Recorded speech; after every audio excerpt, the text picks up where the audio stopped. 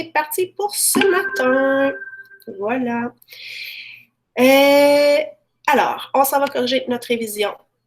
Je vous ai mis le petit plan ici. Je m'étais un mini peu préparé. Et je mets mon chat pas loin pour vous voir ici. Donc, aujourd'hui, ce qu'on regarde, ce sont les numéros de révision des chapitres 1, 5 et 8. Ça amenait au numéro 17 à 24, 27, 28, 31. Là, c'était comme pas continu parce qu'il y a d'autres numéros qui s'intègrent normalement en tout ça. Mais voilà, 31, 32, 34, 35, 63, 64, 71, 74, 78, puis 81. Fait qu'on va regarder ça tranquillement, ce que vous avez besoin. Vous vous gênez pas. Dès qu'il y a quelqu'un qui me demande d'arrêter ou si je vois qu'il y a des pièges aussi, ben pas des pièges, mais des petites choses à souligner, je le ferai en même temps. Alors, on y va comme ça. Ouais.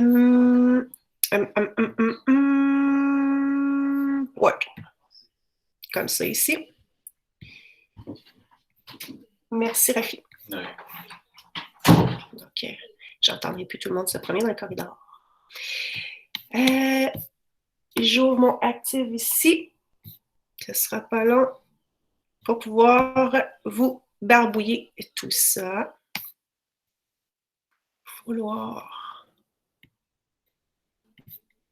Ok, je vais mettre comme ça. OK. Fait que je m'en vais tranquillement pour pas trop vous étourdir. Ceux qui viennent de se réveiller, que vous ayez le temps de vous ouvrir les yeux un peu. Je vais m'en aller tranquillement, pas vite, au numéro 17. Donc, le numéro 17, on va y aller tranquillement. Tableau de bord, il faut que je m'en vienne ici. Je veux aller faire ça. Parfait. Donc, numéro 17. On y va, on y va, on y va. 17. Nos modèles atomiques. Donc, on les a revus cette semaine. On vous dit ici, parmi les énoncés suivants, lesquels décrivent correctement l'atome selon le modèle Rutherford-Bohr. Est-ce que j'ai quelqu'un qui voudrait qu'on le fasse, que je donne plus d'explications, que je revienne un peu là-dessus pour mon numéro 17? Ce que je peux faire, c'est vous donner la réponse. Puis en fonction de ça, donc la réponse, c'était C théoriquement. Donc là, j'entends personne. Je ne vois pas de message. Si la réponse est C, ça veut dire que ça va bien pour tout le monde?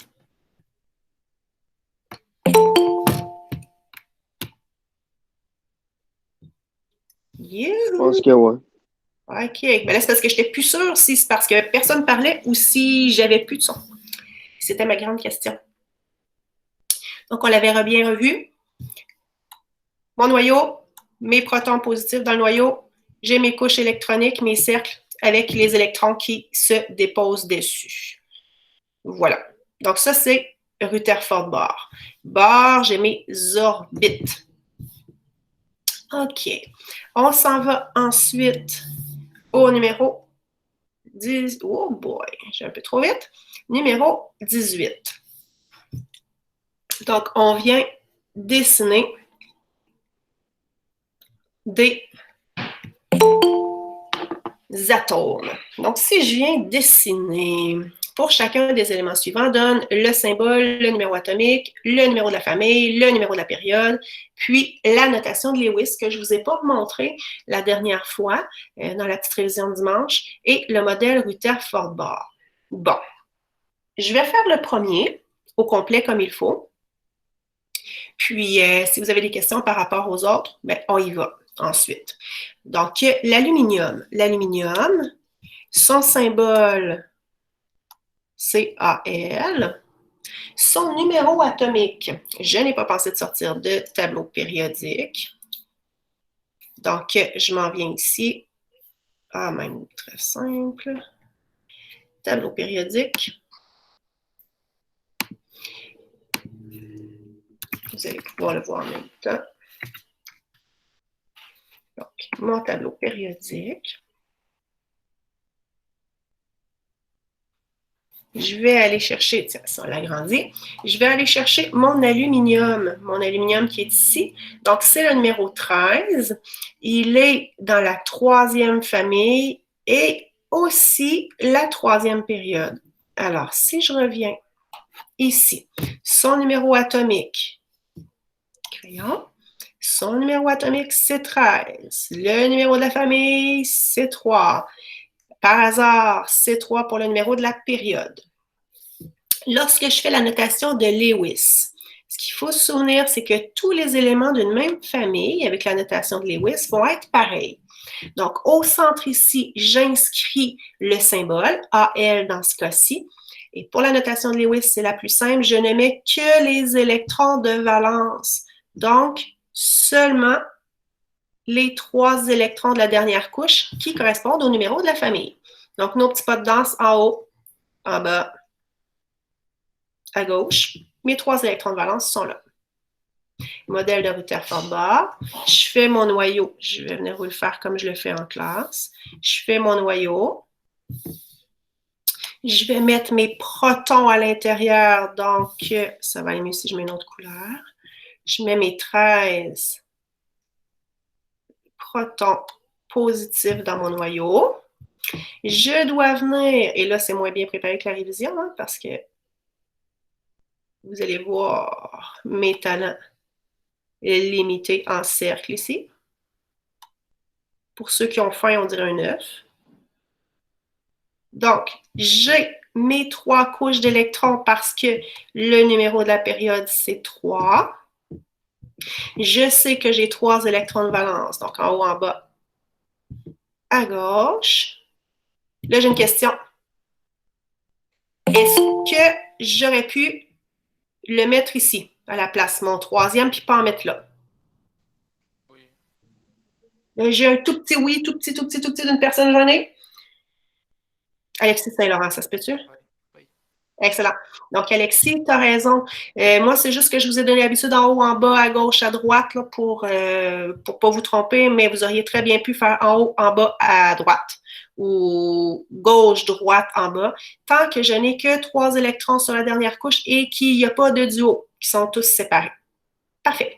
Alors, après ça, j'ai besoin de me rappeler, sur la première couche d'électrons, combien d'électrons je vais pouvoir mettre sur ma première couche? Tiens, je vais prendre Luca. Es-tu capable de me répondre, Luca? Oh, j'ai l'impression que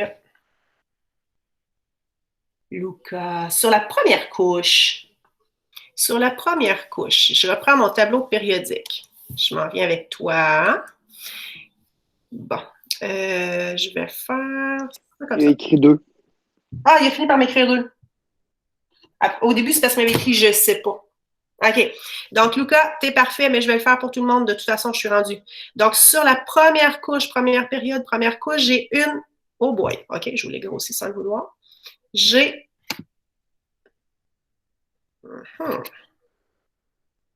J'ai 2 éléments qui se trouvent là. Donc, un. Puis là, je vais essayer de vous diminuer. Je sais pas comment j'ai fait ça. Donc, j'ai une place et 2 places avec l'hélium qui est là. Si je reviens dans mon truc ici, donc sur la première couche, et inquiétez-vous pas, ici. Donc, si je reviens sur ma première couche, ma première période, j'ai donc 2 électrons comme Luca me l'a dit. Ensuite, la deuxième couche, lorsqu'elle est pleine, tiens, Maë, est-ce que tu es capable de... Oui, c'était quoi la question? Excusez. Ouais, c'est bien correct. Sur la deuxième couche, ici, je mettrais combien d'électrons puisqu'elle est pleine, elle est saturée, remplie? C'est 8. Parfait. Donc, j'en mets 8. En haut, en bas, à gauche, à droite, en haut, en bas, à gauche, à droite. Et je viens de finir mon aluminium. Là, je vais juste aller voir qui me fait des coucous en quelque part, si c'est quelqu'un qui essaie de venir se joindre. Ah, voilà. Accepté. C'était ça les petits coucous qu'on entendait. Je reviens donc à notre document. Comme ça. Parfait. On est rendu à 25 quand même. Je ne sais pas d'où ça c'était. J'ai une question. Pour savoir combien il y a d'électrons sur la dernière couche, il faut regarder le numéro de la famille. Exactement ça. Ok, c'est bon. Ouais. Merci. Donc, il n'y a pas de problème. Puis je me prends pour répondre vraiment comme il faut. Puis là, je vais essayer de faire un zoom correct. Bon. Comme ça. Donc, j'ai vraiment, là, quand je veux savoir combien d'électrons sur ma dernière couche, là, mes électrons de valence, je viens voir le numéro de la famille ici, 1, 2, le numéro en chiffre romain habituellement. Ici, 3 pour cette famille-là, 4 pour cette famille-là, 5, 6, 7 pour mes halogènes et 8. Je ne sais pas pourquoi c'est un petit haut que là. C'est 8 pour ma dernière famille, gaz inerte, gaz rare, gaz stable. Mais n'oubliez pas, il y a notre piège, il y a l'hélium qui est là, qui n'en a que 2. Donc, il est ici, dans cette famille-là, malgré le fait qu'il n'y ait pas 8 électrons de valence, il y en a 2. En fait, sa couche, la première couche, elle est saturée. C'est pour ça qu'on l'a mis avec cette famille-là. Et il a un comportement qui ressemble à ces éléments-là. C'est la raison pour laquelle on l'a mis avec eux. OK. Je reviens à mon document Word. Je remets mon aluminium ici. Pour le numéro 18, est-ce que pour les autres, ça va en ayant fait un exemple comme celui-là?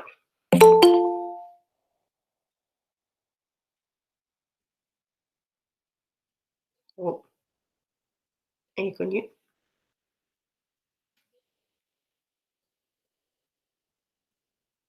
Bonjour, inconnu. OK. Ce que j'étais en train de dire, pour les autres, est-ce que ça va? Pour les autres numéros les autres exemples du numéro 18. Ouais. Oui. Ouais. Et 2 oui, 3 oui. Ça me rentre oui sur le chat, donc j'imagine que ça va. Parfait. Fait que j'y vais comme ça. Maintenant qu'on a fait notre numéro 18, je reviens à mon plan. Donc, il faut aller jusqu'à 24. Je reviens avec vous autres. Est-ce que ça va ici? OK, je vous enlève mon gribouillage.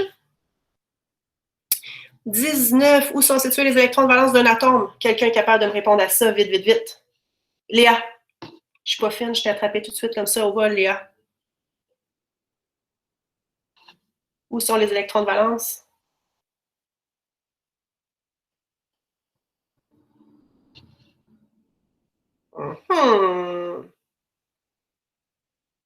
On va se dire que Léa, ça ne fonctionne pas. Mathieu, es-tu capable de me dire sont où les électrons de valence?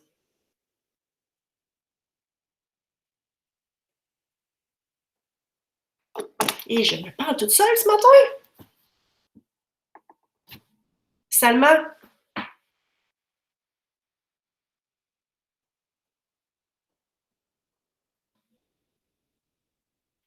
Youhou! Ah, Salma me l'écrit et Léa me l'écrit. OK. Sur la dernière couche, excellent. Donc, numéro 19, sur la dernière couche se trouvent les électrons de valence. Merci. Et pour savoir combien d'électrons de valence j'ai, ça répond à la question de Lorenzo tout à l'heure, c'est le numéro de la famille. Numéro 20. On a les mots famille ou période à venir mettre dans le texte. Regardez, ce que je vais faire, c'est que je vais venir l'intégrer. Ça ne sera pas long. Une est une ligne horizontale. Donc, quand je suis en ligne horizontale comme ça, on a une... Je vais juste mettre P pour période. Quand on est en ligne verticale, c'est notre famille. Ça va nous donner nos électrons de valence. Dans une, les éléments possèdent le même nombre d'électrons de valence. Je viens de le dire. Donc, dans une famille, tout le monde a les mêmes électrons de valence. Il y a une exception. J'ai envie de l'écrire ici. Ça se fait un piège dans un examen. Qui serait l'exception?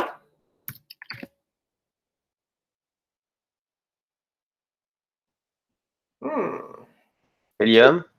Ouais. À qui appartient cette voix? Albert? Ah oui, oui, merci Albert. Donc, notre exception, c'est l'hélium qui est dans notre famille 8, mais qui n'a que 2 électrons de valence. Merci Albert, je te dois, et à beaucoup d'autres, un bonbon. En passant, voyons.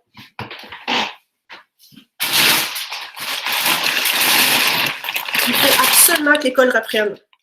Je ne peux pas manger tout ça à moi tout seul. Ah, madame, Oui, vous avez une réunion à l'école cet après-midi, hein, je pense. mais pas à l'école, c'est en ligne comme j'ai avec vous autres en ce moment. OK. Puis, ben là, est-ce que vous avez des informations ou non?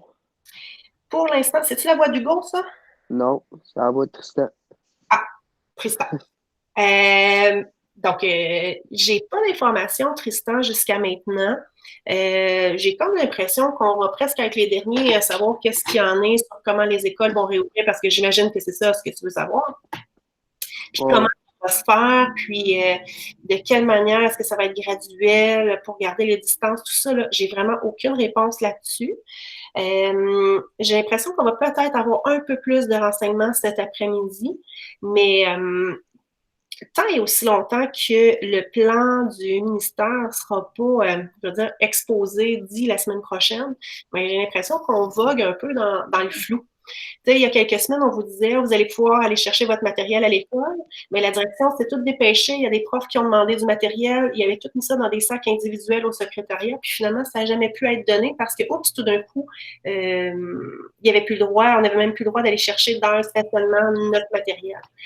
Fait que c'est sûr que si moi j'ai des infos de plus que je peux vous refiler ou quoi que ce soit, que j'ai le droit, je vais vous les refiler. Ça, j'ai aucun problème avec ça. OK? Fait que si j'en sais plus cet après-midi, des infos que je peux vous donner, je vous réécrirai un petit courriel, puis je vous donnerai ce que je sais comme info. Ça ferait-tu votre bonheur? Hein? Ça ferait votre bonheur, ça? Ouais. C'est bon. Fait que si j'ai des infos de plus, si j'en sais plus, le moindrement, je vous reviens là-dessus. Là. C'est sûr que dès qu'on a d'infos, on vous la donne, mais je pense qu'on est à peu près tous pareils. On apprend les informations aux conférences de presse, puis on roule avec ça. Là. Mais j'ai rien de plus que vous autres pour le moment. Et dès que j'en sais plus, je vous le refile. Alors, je continue. Le D, dans une, les éléments possèdent le même nombre de couches électroniques. Donc, dans une période, l'hydrogène est le seul aimant, on va se dire de sa famille, hein, parce qu'il ne fait pas partie de la famille 1. Il n'a pas du tout, les alcalins, il n'a pas du tout les mêmes caractéristiques que la famille 1. Et puis, les éléments d'une même possèdent une réactivité chimique semblable. Ça va être les éléments d'une même famille, parce que comme ils ont le même nombre d'électrons de valence, ils ont une réactivité qui est semblable. Voilà pour le numéro 20. Le numéro 21, je peux faire le premier. Magnésium. Le nom de sa famille. Est-ce que je peux faire ça dans les heures comme ça? Oui et non. Si j'ai une bonne mémoire, oui. Si j'ai pas une bonne mémoire, non. Donc, si j'ai une bonne mémoire, je me souviens que le magnésium est ici sur le tableau périodique. Donc, juste ici. Donc, famille 2 et période 3. Et je vous rappelle, je vais toujours vous donner un tableau périodique si c'est nécessaire. Et je ne veux pas que vous appreniez rien par cœur là-dessus. Donc, le nom de la famille, famille 2, c'est les alcalino véreux. Le nombre d'électrons de valence, comme il est dans la famille 2, 2. Et le nombre de couches électroniques, donc c'est la période à l'horizontale, 3. Et on remplit le petit tableau comme ça. Est-ce qu'il y en a qui veulent que j'en fasse d'autres ou ça va? Je regarde le chat en même temps que je vous écoute. C'est correct. C'est correct. Je vois dans le chat, il n'y a rien qui bouge. J'ai un ça va.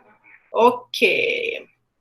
On commence à embarquer dans l'électricité. On change de chapitre. Là, ici, celui-là, c'était comme embêtant. C'était pas le chapitre 2 ou entre le chapitre 2 et le chapitre 3 pour le 2,5. C'était le 2 puis le 5. Ça pouvait toucher les deux. Alors, je vous ai mis 2 et 5. Alors, vrai ou faux?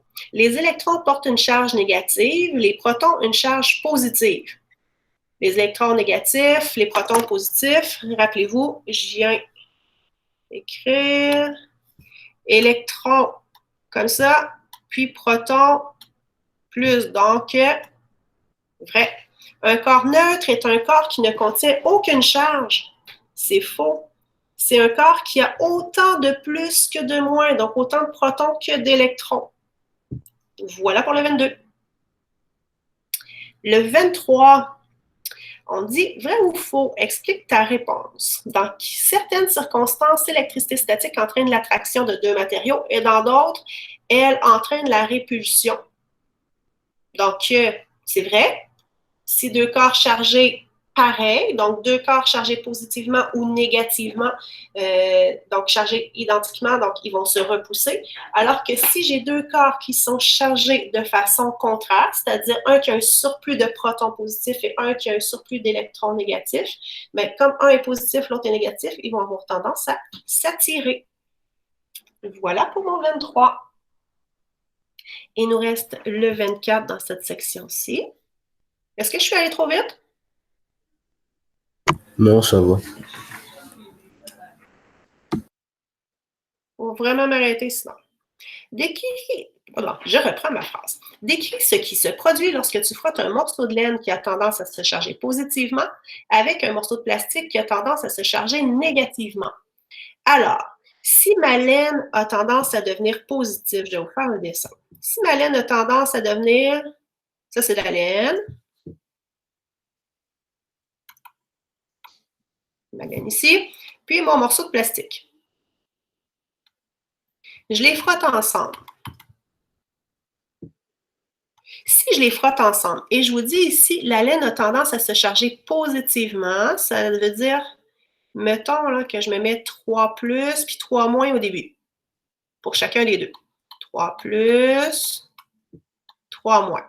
Donc, avant que je les frotte, les deux sont neutres. Chacun a autant de plus que de moins.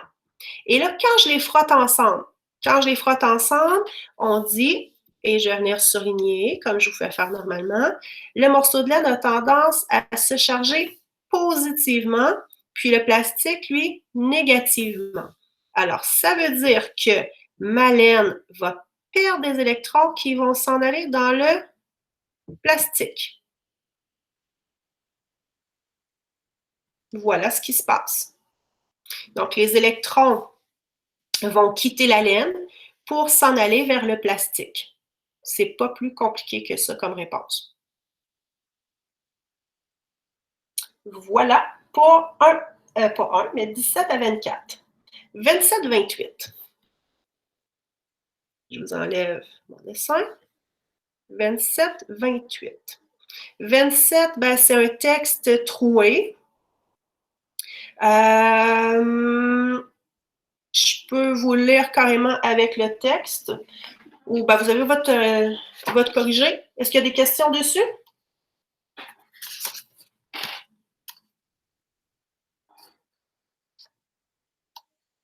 Donc, si ça ne bouge pas, ça va. C'était du texte très simple, de base. Dessinez le schéma d'un circuit électrique comportant une ampoule et un résisteur branchés en série. Place un ampèremètre pour mesurer l'intensité du courant. Oups, je n'avais pas vu cette partie-là quand je vous ai dit que vous pouviez le faire. On n'était pas rendu aux appareils de mesure.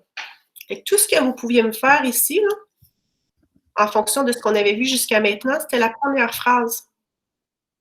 OK? Fait que je viens mettre ma source. Rappelez-vous, une grande barre, une petite barre. La plus grande barre, c'est le plus. Je vais me le mettre. Puis la plus petite barre, le moins. Puis là, je veux une ampoule, puis un résisteur. Donc, une ampoule, il y avait plusieurs symboles. Celui qui est le plus facile à dessiner, c'est le cercle avec un X. Comme ça. Et je continue, puis je veux un résisteur en série. Si je le mets comme ça, mon résisteur, ça, c'est le symbole d'un résisteur. Je pense que je ne l'avais pas présenté en classe. Si je mets mon résisteur ici, ils sont bien en série, un à la suite de l'autre. Contrairement à, si j'avais fait ceci, pardon, ça ici, ça aurait été en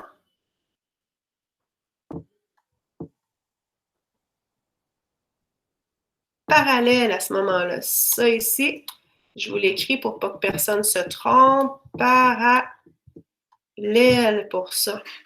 Est-ce que quelqu'un peut me rappeler, mettons que je veux quelque chose d'efficace, là. Si mon ampoule est brûle, là, je veux que le résisteur fonctionne. Est-ce que je branche ça en série ou en parallèle pour qu'ils fonctionnent indépendamment l'un de l'autre? Qui se souvient de ça?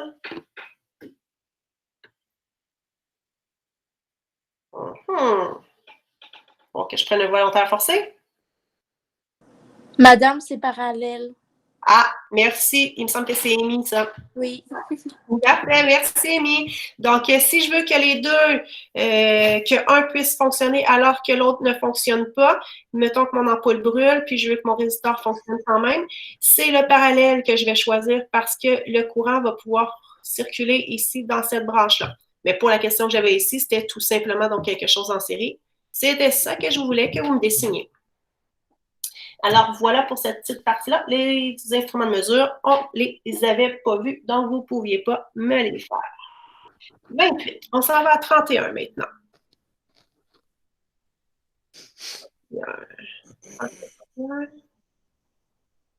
Ah!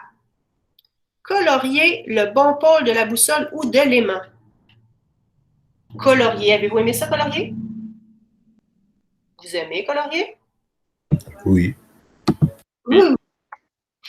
Donc, difficile, vous allez m'aider.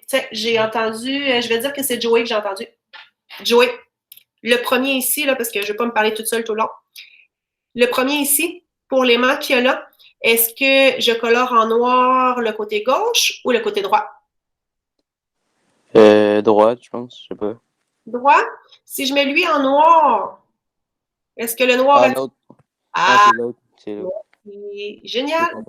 Juste une petite phrase pour que ça débloque. Parfait, Joey. Je suis contente. Puis je vous le dis, hein, quand vous essayez, c'est là où on apprend. Donc, c'est ce côté-ci. Rappelez-vous, un nord attire un sud. Et j'en profite pour refaire ceci. Si je fais mes lignes de champ magnétique, ça part du nord pour s'en aller vers le sud. Alors, si je fais ça comme ça, là, c'est serré un peu, mais si je fais ça comme ça, on voit que c'est dans le même sens que la boussole. Ici, pour mon aimant U, tiens, Félix Auclair. As-tu de la voix, Félix Auclair?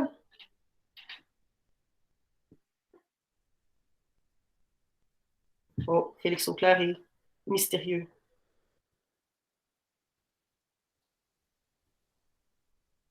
Bon. Ah. Tiens, Alexis Saint-Laurent, je te vois, je pense, avec un micro.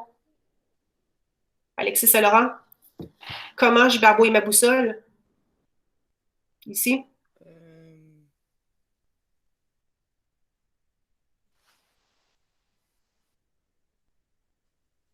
Gauche ou droite?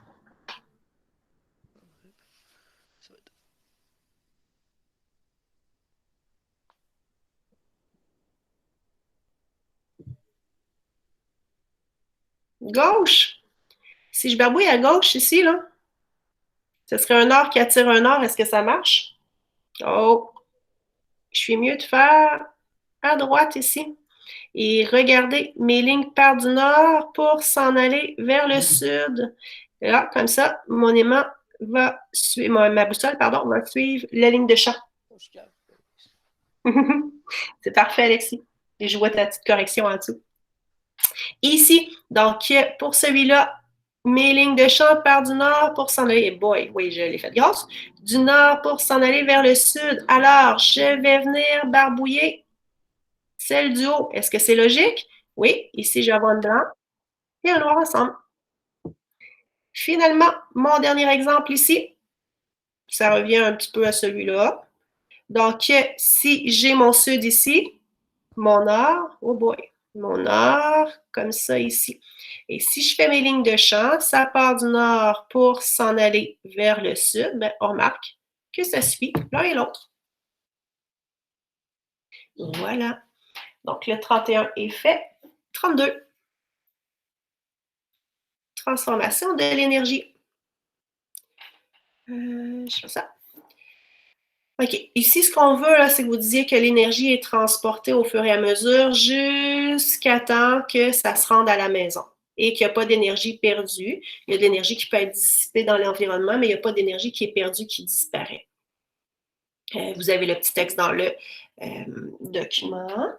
Après ça, on s'en va à 34. C'est un texte à remplir sur le cycle du carbone et sur le cycle du carbone. Oui. Est-ce qu'il y en a qui ont besoin que je donne des petites références là-dessus, des petites précisions sur le cycle du carbone? Je vous écoute. Ouais.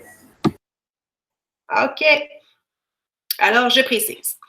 On vient remplir les trous, puis si nécessaire, je viens donner plus d'infos.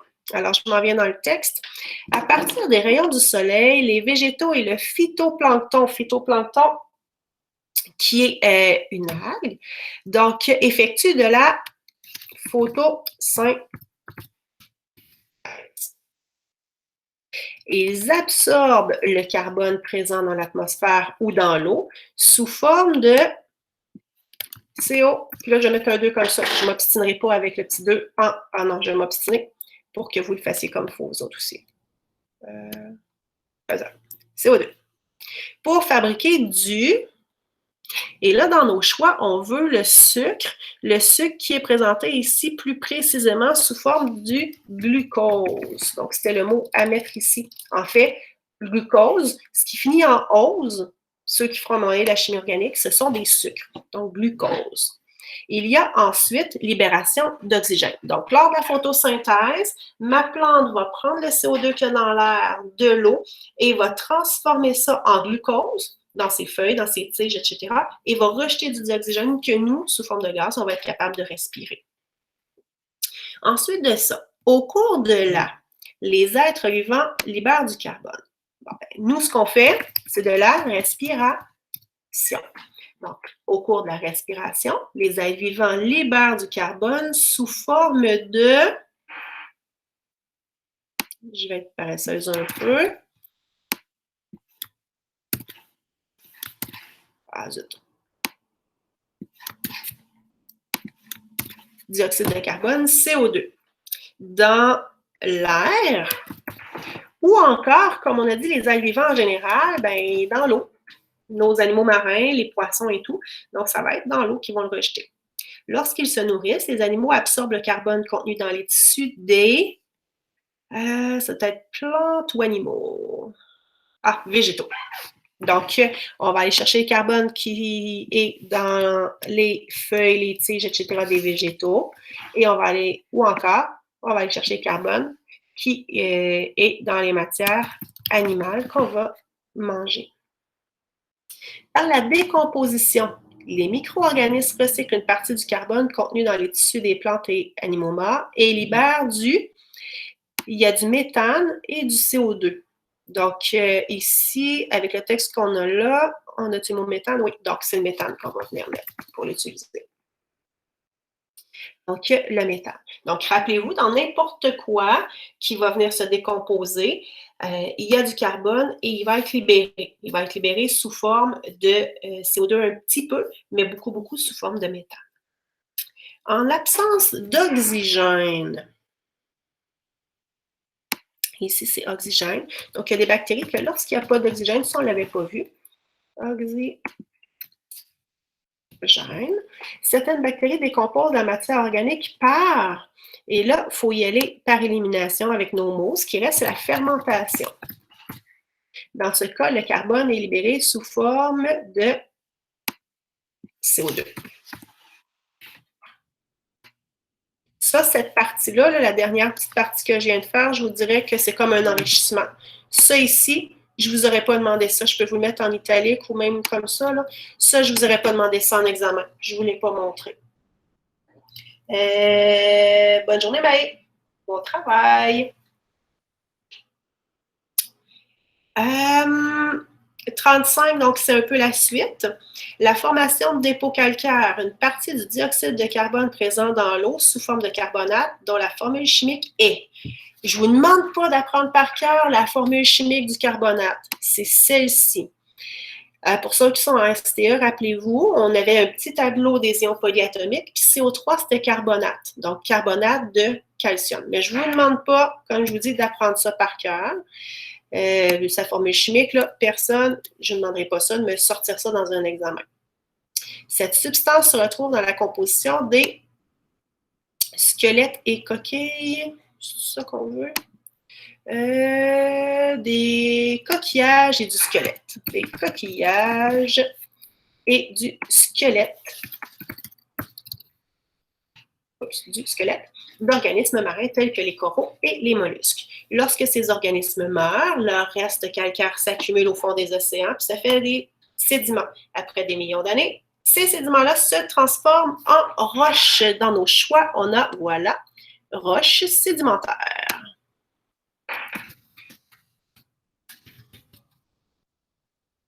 Roches sédimentaires.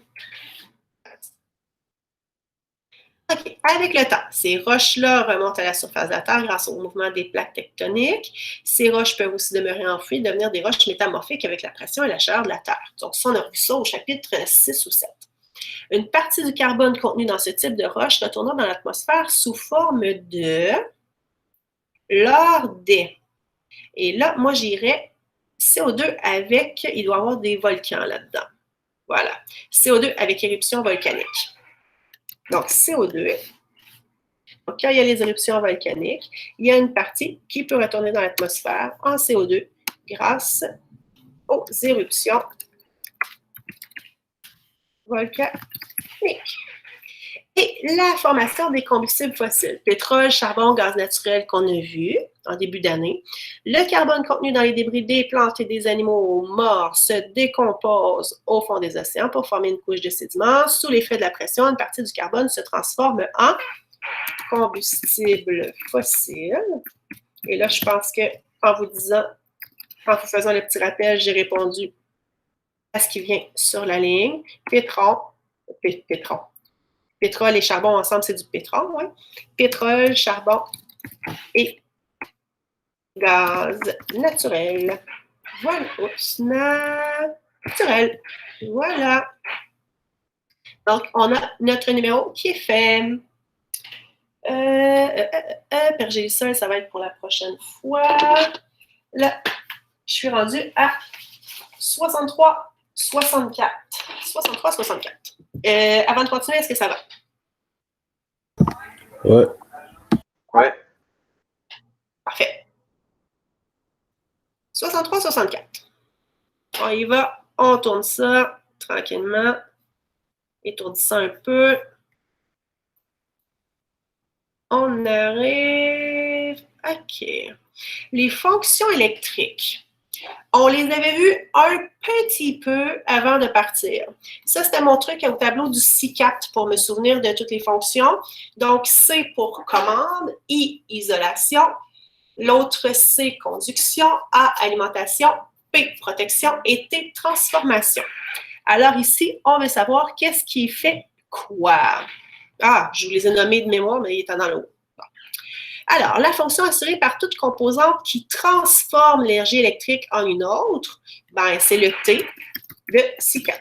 Donc, c'est la transformation. Fonction assurée par une composante qui peut empêcher, donc si j'y vais là, je sais qu'il y en a qui aiment ça quand je fais ça, là, peut empêcher le courant électrique de sortir du circuit. Donc, on ne veut pas que le courant électrique sorte, on veut bien isoler.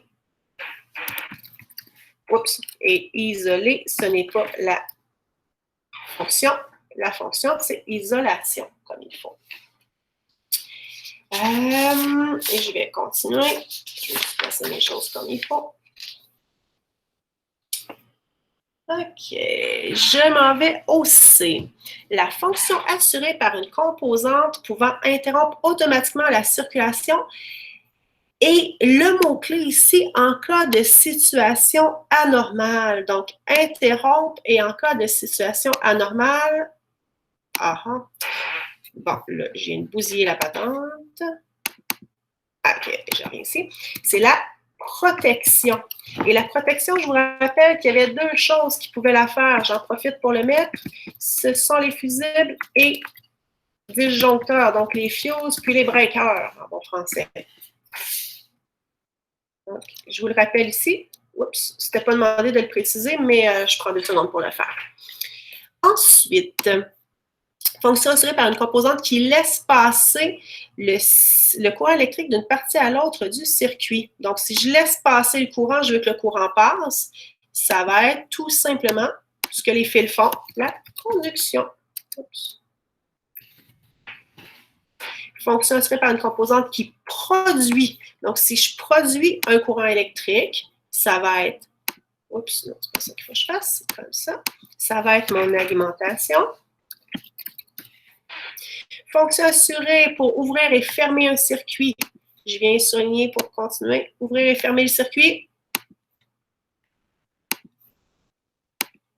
Ouvrir et fermer le circuit, c'est la commande, avec mes interrupteurs habituellement.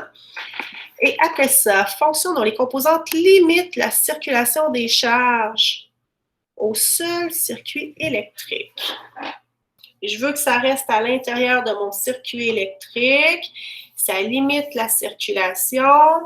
Donc, quand j'y vais ici, je ne veux pas que ça sorte, je ne veux pas que ça parte, je veux garder mon courant. C'est mon isolation, caoutchouc, plastique, etc. Oups, il ne faut pas que je bouge ça. Comme ça. Voilà. 64. On doit placer dans la banque de mots, est-ce que c'est quelle fonction électrique encore? Donc, c'est un peu ce que je viens d'expliquer. On peut venir les placer. Est-ce qu'il y en a qui veulent qu'on en regarde quelques-uns? Peut-être des mots que vous ne connaissez pas. Quelqu'un a besoin de précision pour ce numéro-là, le 64?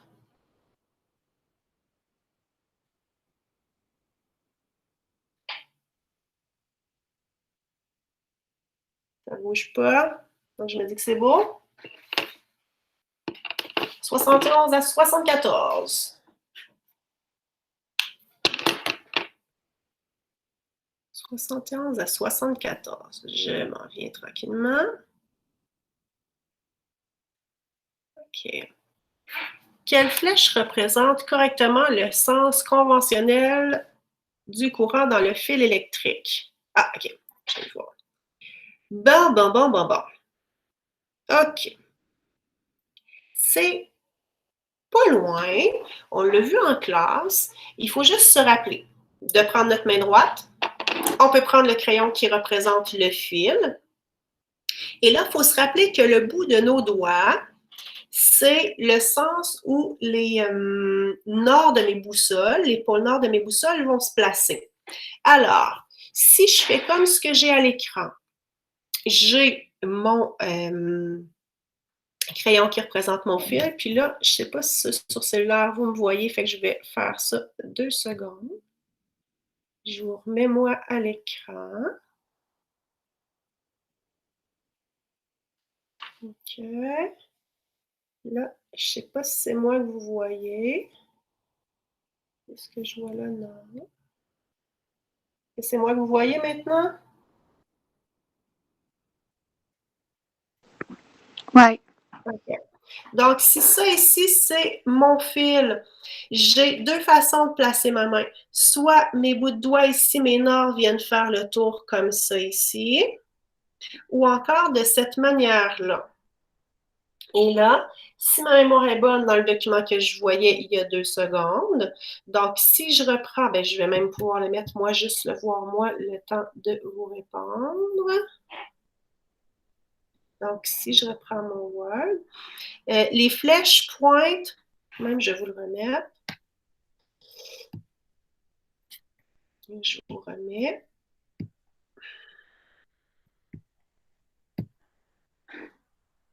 OK. Vous allez voir que de la façon que les flèches pointent, je n'aurai pas le choix de placer ma main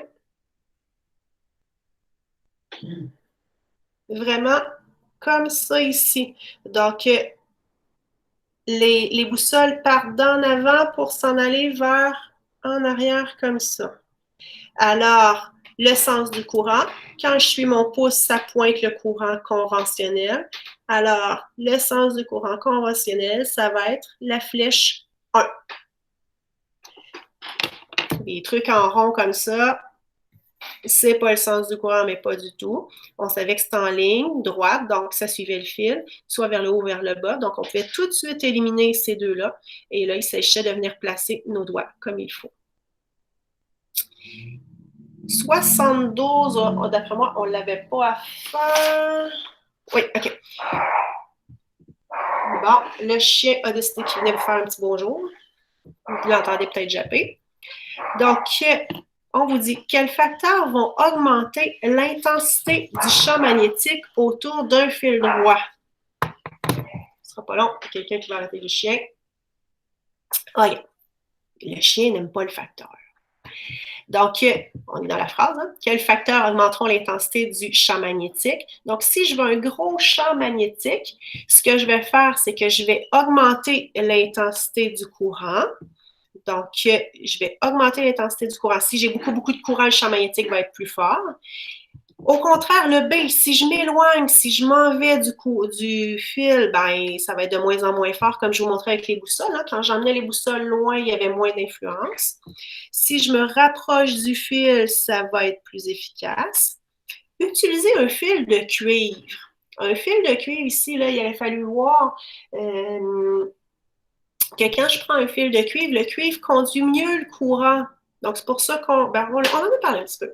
Le fil de cuivre conduit bien le courant puisque ce sont des fils de cuivre qu'il y a dans la maison. Ça conduit bien. Donc, si j'ai un bon conducteur, je vais avoir un meilleur champ magnétique. L'aluminium conduit moins bien donc, que le cuivre. Donc, si j'utilise l'aluminium, au contraire, mon champ magnétique va être plus petit, plus faible. Donc, pour le 72, c'est fait. Et il nous reste 73, 74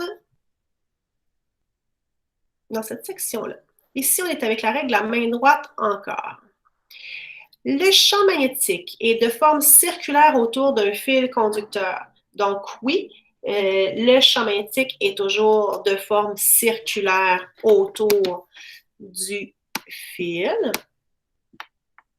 Le champ magnétique peut être perpendiculaire au fil conducteur. Donc, est-ce que j'ai mon fil, puis c'est de manière perpendiculaire, donc à 90 degrés à plat? Oui, c'est vrai. Ensuite de ça, pour déterminer le sens du champ magnétique, on doit se fier au sens de rotation des doigts. Là, ça a l'air d'une grosse phrase épouvantable, jusqu'à temps que j'arrive à ici, de la main gauche. Faux, c'est la main droite. Pour déterminer le sens du courant, on doit placer le pouce dans le sens du courant réel. Non, c'est le sens du courant conventionnel. Donc, c'est faux. Le champ magnétique autour d'un fil droit ressemble à celui formé autour d'un aimant, car les deux possèdent des pôles nord et sud.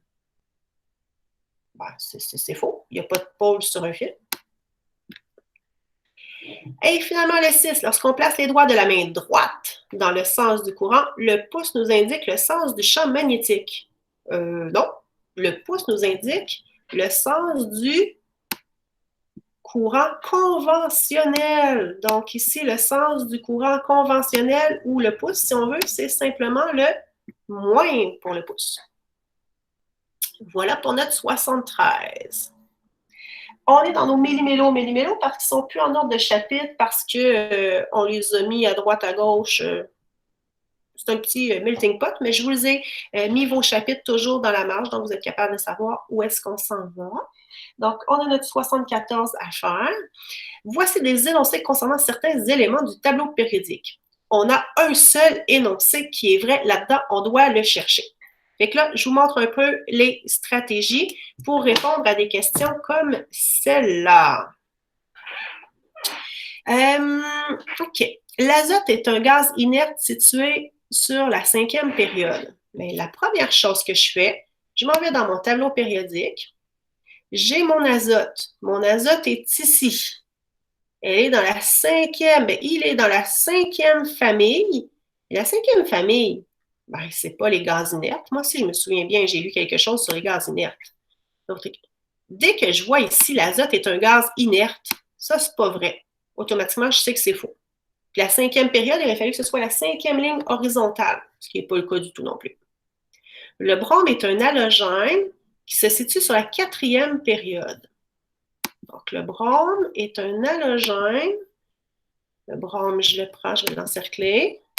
Est un halogène, oui, il est dans la famille 7, qui est situé sur la 4e période, 4e ligne horizontale. Fait que je vais aller voir si tout est beau dans mon énoncé parce que j'avoue que j'ai réoublié tout ce qui était écrit. Donc, brome, halogène, 4e période.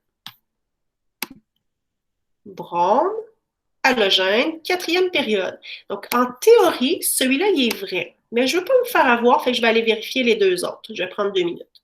L'hydrogène est un alcalin. Oh, l'hydrogène, c'est pas un membre de la famille des alcalins. Il faut faire attention, il ne réagit pas comme les alcalins. Le magnésium est un alcalinoterreux de la 2e période. Je m'en reviens avec mon travail périodique. Alcalin, non, alcalinoterreux, 2e période. Magnésium. Alcalinoterreux, oui, dans la famille 2. Et on me disait 2e période. Oups, non, pas pantoute. Il est dans la 3e période. Alors, ici, pour mon énoncé, il faut juste que je vous enlève ça. Pour mon énoncé ici, ce n'est pas la 2e période, il aurait fallu que ce soit la 3e période. Mon énoncé qui est vrai, c'est vraiment le 74. Il nous reste seulement 78 et 81. Donc là, il y en a qui doivent avoir l'estomac qui commence à grogner un peu. On finit nos 2 numéros, puis après ça, on se donne le rendez-vous de la prochaine fois. 78. Ah, vous les aimez, ces numéros-là.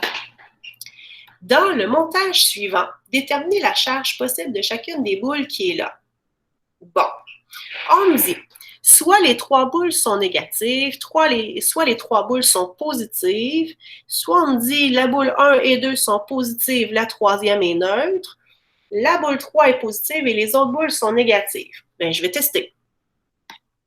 Si les 3 boules étaient négatives, s'ils sont négatives, je vais venir l'écrire en dessous.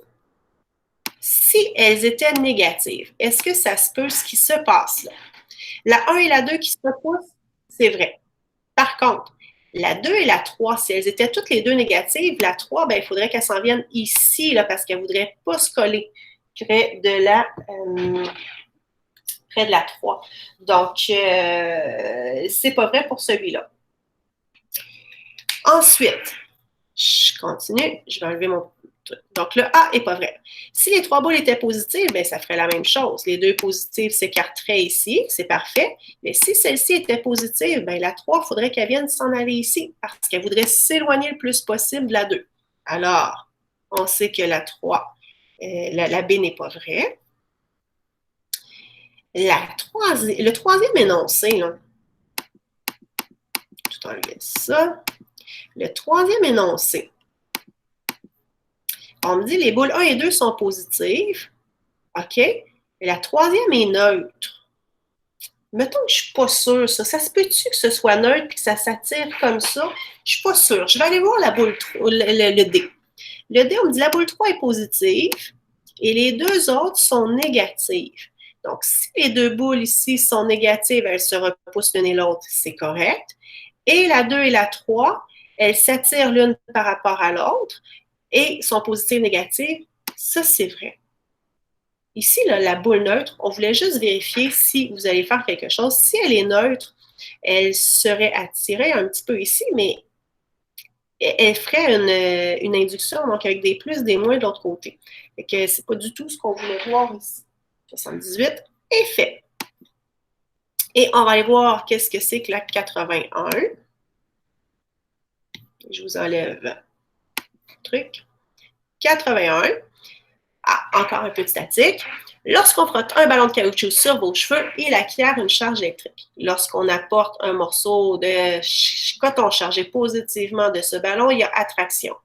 Là, déjà là, j'en ai la moitié qui font « Waouh! Il y a trop de texte. » On va y aller doucement. On va se faire un dessin. Doucement ne veut pas dire que ça va prendre du temps, mais juste de bien venir décortiquer. On a un ballon de caoutchouc sur les cheveux. Le ballon, il y a une charge. On ne sait pas c'est quoi. Ceci, c'est le ballon. On ne sait pas sa charge. Lorsqu'on approche un morceau pas de carton, mais de coton qui est positif, donc j'amène un morceau de coton qui est positif, ça s'attire l'un par rapport à l'autre. Ça s'en vient, ça veut se coller. Donc, si je le dessine même, ça viendrait se coller. Mais c'est ça qui se passe. Ça devient positif. Pas ça devient positif, mais c'est positif, ça se colle. Alors, comment ce même ballon se comporterait-il s'il est placé à proximité d'une charge négative et pourquoi? Bon, on va commencer par aller voir le ballon avec ce qu'on vient de faire. Le ballon avec le coton qui viennent de se coller l'un à l'autre. S'ils sont collés l'un à l'autre, ça veut dire qu'ils sont contraires. Si le coton est positif, ça veut dire que mon ballon, maintenant, je suis capable de dire qu'il est négatif, il est contraire puisqu'il est attiré. Le coton est attiré par le ballon ou le ballon est attiré par le coton, peu importe. Donc, maintenant, je sais que mon ballon est négatif.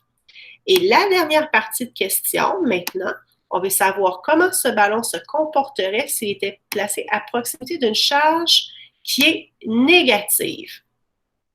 Donc, si je l'approche d'une tige de plastique qui est négative, qu'est-ce qu'il va faire? Comme les deux vont être négatifs, ils vont être repoussés l'un par rapport à l'autre. Donc, les deux sont pareils. Fait que je peux tout de suite éliminer, le ballon serait attiré, le ballon serait attiré. Ce qui me reste maintenant, le ballon serait repoussé parce qu'il est plus ou parce qu'il est moins. Alors, en fonction de ce qu'on vient de faire, on a notre réponse qui est la B, comme ça.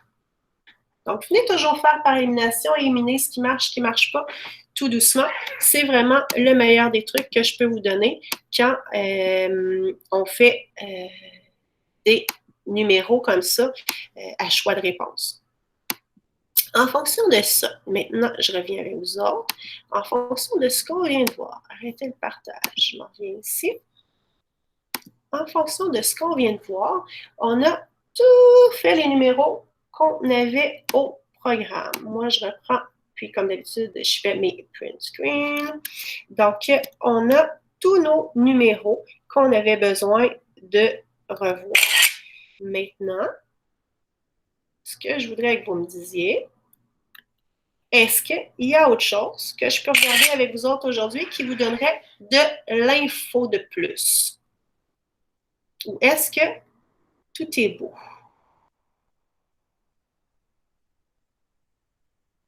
Questions, interrogations, suggestions, commentaires, c'est le temps.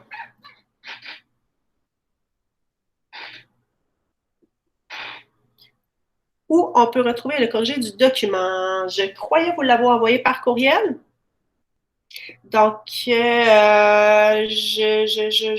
que quelqu'un peut me confirmer que je l'ai envoyé par courriel, le corrigé ou pas? Ouais, moi je l'ai. Ouais.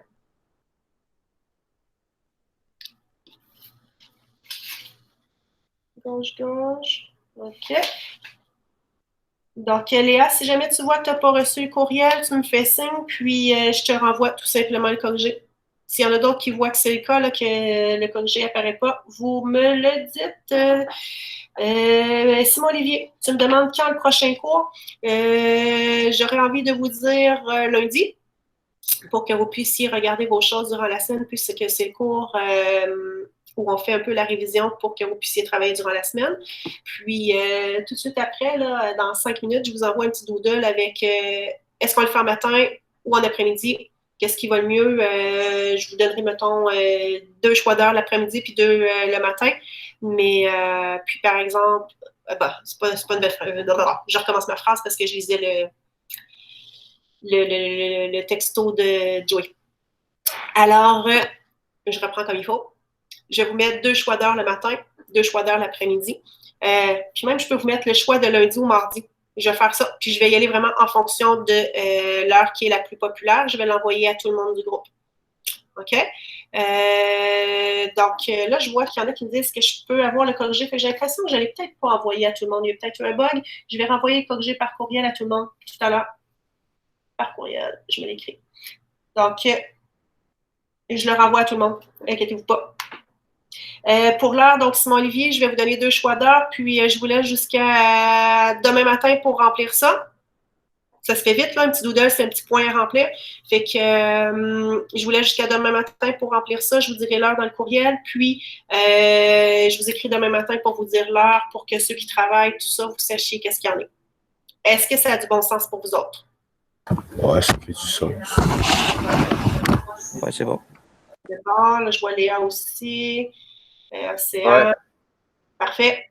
Et j'ai une grande question mystérieuse. Qui est Trailer Parody?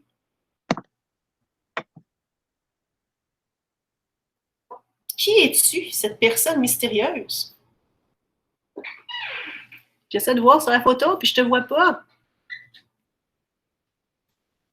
La personne ne s'identifiera pas.